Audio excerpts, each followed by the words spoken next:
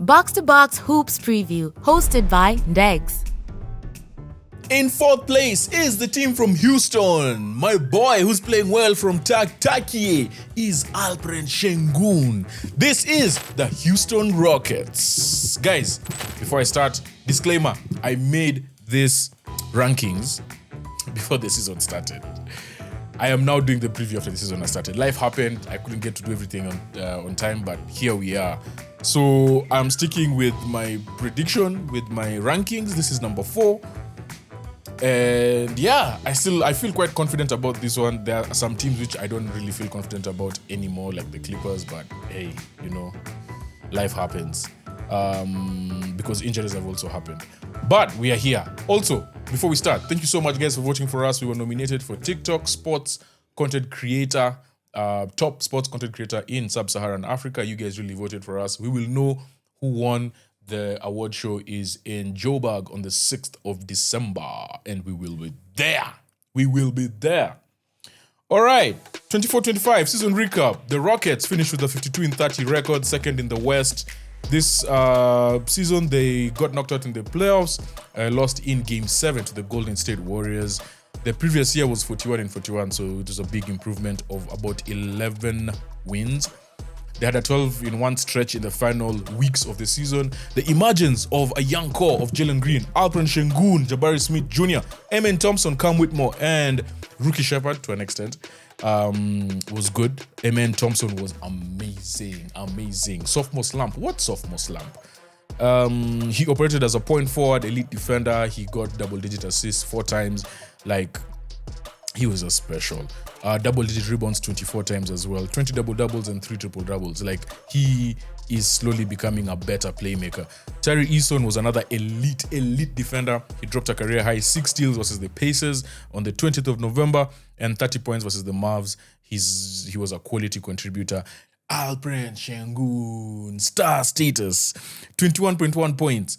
9.3 rebounds, he just came out. He's now a proper playmaker and a scorer. And so far this season, even with KD around, you thought a lot of the offense would go through KD. No, it's going through this man, which is good.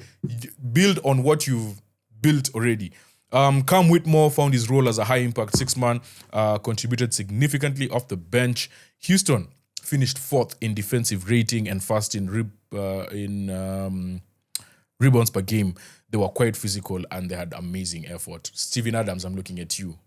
Big man. I love it. Rockets had impressive depth. 7 players under 24.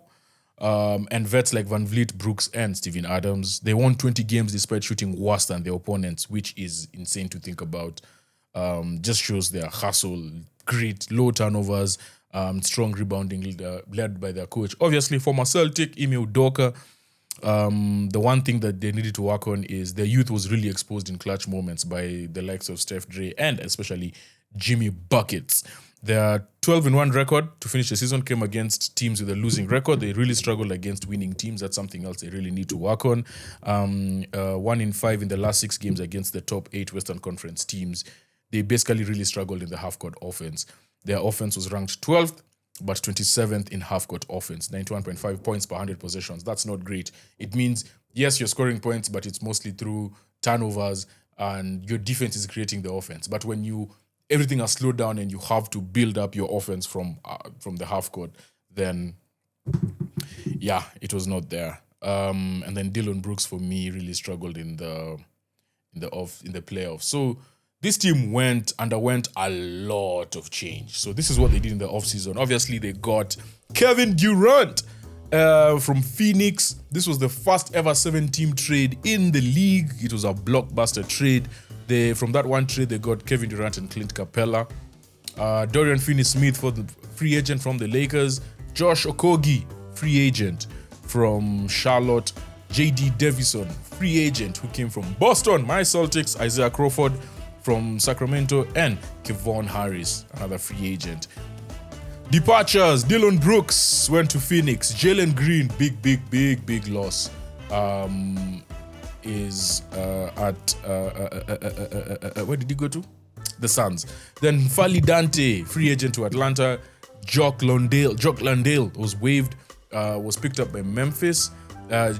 Jack McVay, free agent. David Roddy, free agent. Cam Whitmore was traded to Washington for 2 second-rounders. That, to me, was also a big loss.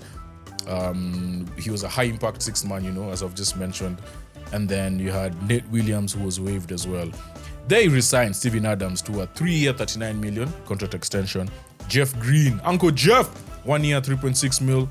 Aaron Holiday, Jabari Smith Jr. to 5-year, $122 million. Jae'Sean Tate, Fred VanVleet, who resigned and then got injured. And then KD signed on a 2-year, $90 million extension, which was $30 million or is $30 million at the max. So, yeah, they managed to get those deals through. This is how their depth chart looks like. So without VanVleet, who's out injured for the whole season, very unfortunate, got injured in training. So we're looking at a PG of Amen Thompson and then Kevin Durant playing the 2, 3, and 4. You know that already. Jabari Smith Jr., the 3 and the 4. It's been quite impressive this season.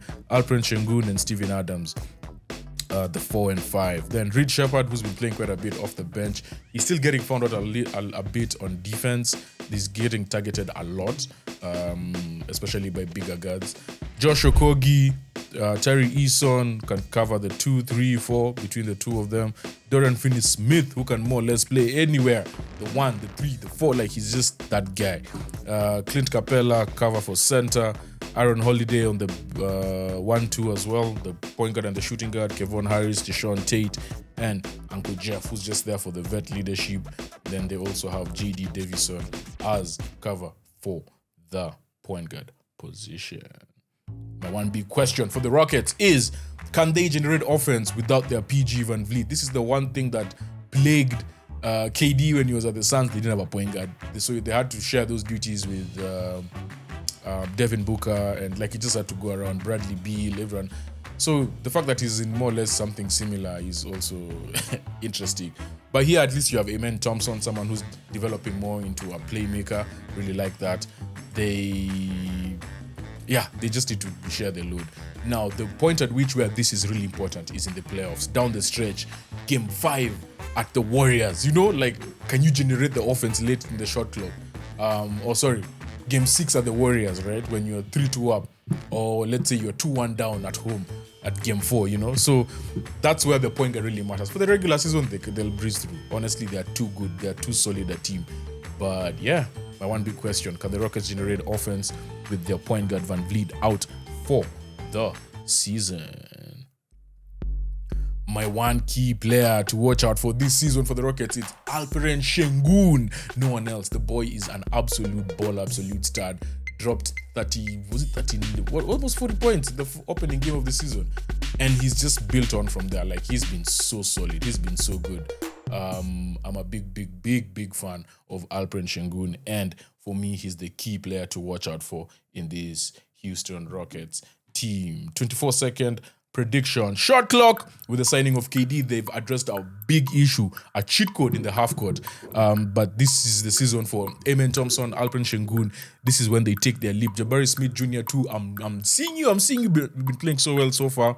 Then that signing, obviously, it comes with expectations. This team is quite big. They play with a double big, Sengun and Capela, or Sengun and Adams, or Adams and they just play double big. I like the size. The lack of a proper PG will hurt them versus the top teams. But they are easily a top 3 team in the West with great defense. I am seeing 56 plus wins for this team, and that is my prediction for the Houston Rockets. Last team is, for me, the best team in the East. And the last team in the East, this is our top 3. We are going straight to the place where LeBron removed his talents. Going to Cleveland. Ready for the ultimate slam dunk of content? Don't miss out on any of our NBA previews. Hit subscribe and be the MVP of your basketball knowledge game.